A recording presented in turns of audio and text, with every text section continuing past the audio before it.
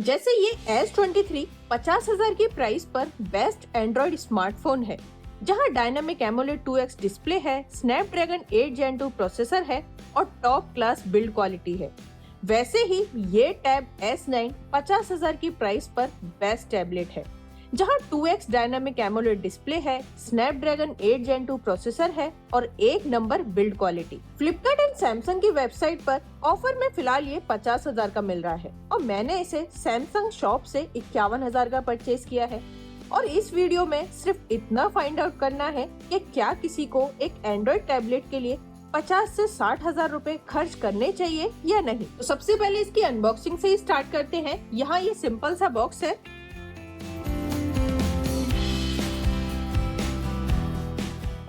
इसके अंदर है ये टैब, साथ में S pen, type C to type C data cable और micro SD card ejection tool.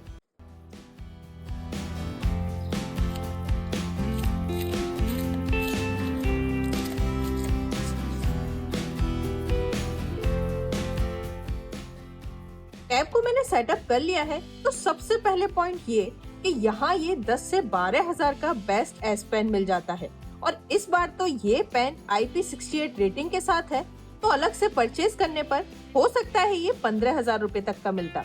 अगर 50 से 51,000 में इस क्वालिटी का पेन इंक्लूडेड मिल जाता है तो टैब की प्राइस एक तरीके से 35 से 40,000 ही समझो।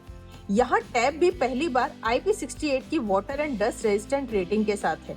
इस प्राइस पर तो ज्यादातर ब्रांड्स फोन में भी IP68 रेटिंग नहीं देते। ये tab build quality and look wise बहुत प्रीमियम है।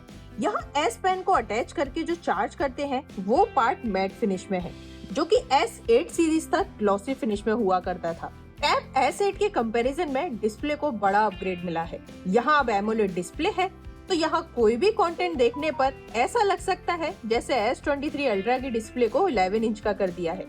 तो डिस्प्ले के पॉइंट से फिलहाल कोई दूसरा टैब इस प्राइस रेंज पर इसके आसपास भी नहीं। और जो लोग S23 अल्ट्रा या फिर S24 अल्ट्रा डिस्प्ले के लिए बाय करते हैं, तो वो ऑफर में 50,000 में ये टैब और 50,000 में ये S23 लेकर एक अच्छा कॉम्बिनेशन बना सकते हैं, एक कॉम्पैक्ट फोन और कंटेंट वॉचिंग के लिए ये टैब।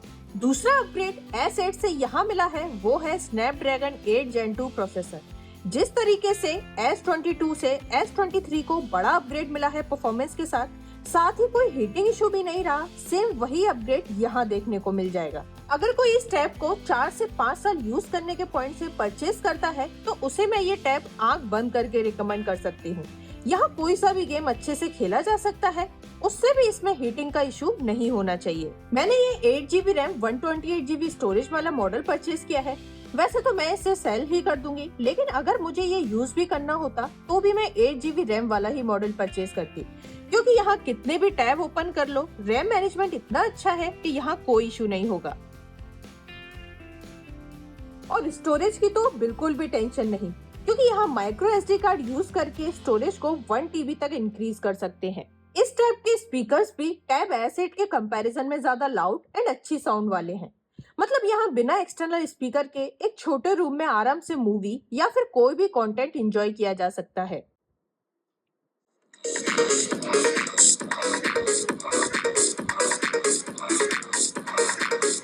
एंटरटेनमेंट के अलावा किसी टैब को परचेज करने का रीजन स्टडी होता है, तो यहाँ इसका खुद का अपना नोट टैब बहुत ज्यादा एडवांस है और यहाँ ये S पेन भी सबसे ज्यादा फीचर्स के साथ आता है। नोट राइटिंग के लिए शायद ये बेस्ट कॉम्बिनेशन है। नोट राइटिंग और S पेन के फीचर्स के ऊपर मैं ऑलरेडी एक वीडियो बना चुकी हूँ। अगर इस वीडियो को अच्छा रिस्पांस मिला तो मैं इस टैब के लिए भी अलग से S पेन के फीचर्स का वीडियो जल्दी बनाऊंगी। तीसरा इम्पोर्टेंट पॉइंट है प्रोफेशनल यूज। तो यहाँ वर्ड पर काम करना हो या फिर एक्सेल में बहुत ही कंफर्टेबली किया जा सकता है। बस माइक्रोसॉफ्ट 365 डाउनलोड करना है और किसी भी ऐप पर इजीली वर्क किया जा सकता है। यहाँ S पेन से पावर पॉइंट प्रेजेंटेशन देना भी बहुत इजी है। जब हम प्रेजेंटेशन के लिए इसे किसी बड़ी डिस्प्ले से कनेक्ट करते हैं तो S पेन की हेल्प से ही इजीली स्लाइड चेंज कर सकते हैं। यहाँ इसका टाइप सी पोर्ट 3 Gen 2 है, तो किसी भी मॉनिटर पर इसे कनेक्ट करके डेस्क मोड में एक लैपटॉप की तरह भी यूज कर सकते हैं। One UI 6 के अपडेट के बाद डेस्क मोड भी दो तरीके से काम करता है। नया तरीका ये है कि अगर इसे डेस्क मोड में कन्वर्ट करें तो पहले की तरह ही रीस्टार्ट नहीं होगा और टैब के आइकन की तरह ही काम करना शुरू कर देगा। लेकिन इस मोड में डेस्क को एक्सटर्नल डिस्प्ले पर यूज नहीं कर सकते। एक्सटर्नल डिस्प्ले पर यूज करने के लिए इसे पुराने मेथड में ही कनेक्ट करना पड़ेगा। One UI 6 के अपडेट से फोन की तरह यहाँ भी कंट्रोल पैनल का लुक चेंज हुआ है। साथ ही लॉक स्क्रीन एंड विजेट्स भी S23 सीरीज के तरह ही अपडेट हो गए हैं। यहाँ मल्टीटास्किंग करना भी बहुत इजी एंड स्मूथ है। ऐसा फील नहीं होगा कहीं पर भी कि कोई लैग या स्लोनेस फील हो। S8 के कंपैरिजन में इसकी बैटरी लाइफ भी इंक्रीज की गई है और प्रोसेसर तो ऑप्टिमाइज्ड है ही, तो यहाँ पर बैटरी लाइफ का कोई इशू नहीं है।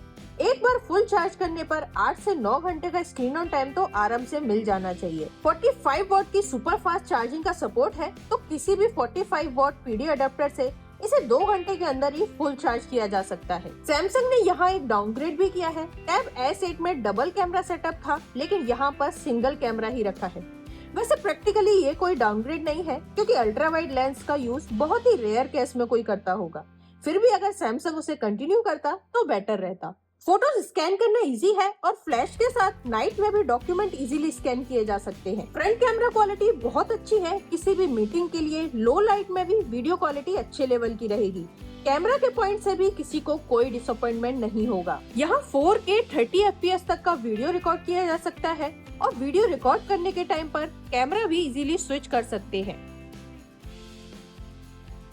सैमसंग के tab S9 FE and S9 में बहुत बड़ा डिफरेंस है। कोई ये ना सोचे कि अगर FE मॉडल है तो S9 के जैसा ही होगा, क्योंकि यहाँ डिफरेंसेस बहुत ज्यादा है। सबसे बड़ा डिफरेंस तो प्रोसेसर का ही है। S9 FE में एक्सिनोस प्रोसेसर है और वो मिड लेवल का ही समझो।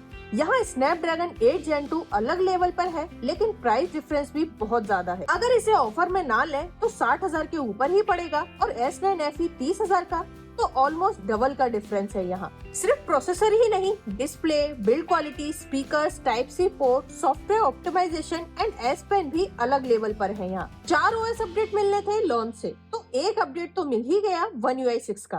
तो अभी इसमें 3 अपडेट्स और मिलेंगे, तो OS के अपडेट का तो कोई इशू नहीं। और सिक्योरिटी पैच अपडेट भी नेक्स्ट 4 इयर्स तक मिलेंगे, तो वहाँ भी कोई सोचने वाली बात नहीं।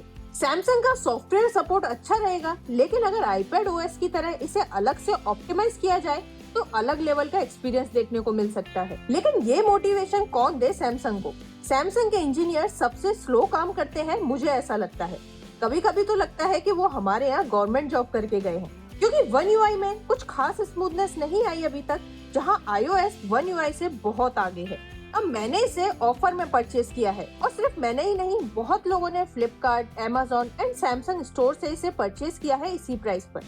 लेकिन अगर कोई इसे 60,000 की प्राइस पर भी परचेज करता है तो ये वैल्यू फॉर मनी टैब है, अगर कोई इसे प्रॉपर यूज कर पाए तो। प्रॉब्लम तो बस यही है कि बाय करने के बाद ज्यादातर लोग यूज नहीं करते और फिर दूसरों को एडवाइस करते हैं कि टैब लेना बेकार है, किसी काम का नहीं। अगर आप सीरियसली टैब बाय करना चाहते हैं लॉन्ग टर्म यूज के लिए, तो टैब S9, S9 Plus या फिर S9 Ultra एंड्रॉइड टैबलेट्स में बेस्ट टैबलेट है। इनका कोई कंपटीशन नहीं। लेकिन iPad एप्पल इकोसिस्टम में तो बेस्ट है ही, और टैबलेट वर्ल्ड में भी नंबर 1 है। अगर कोई tab S9 and iPad Air 5 में कंफ्यूज है, तो जो फोन यूज करते हो उसके हिसाब से डिसाइड कर लो। दोनों ही अपनी जगह पे बेस्ट है। अब अगर आपकी कोई भी क्वेरी है इससे रिलेटेड, कमेंट सेक्शन में पूछ सकते हैं। वीडियो पसंद आया हो तो वीडियो को लाइक और चैनल को सब्सक्राइब करना ना भूलें। Thank you and take care.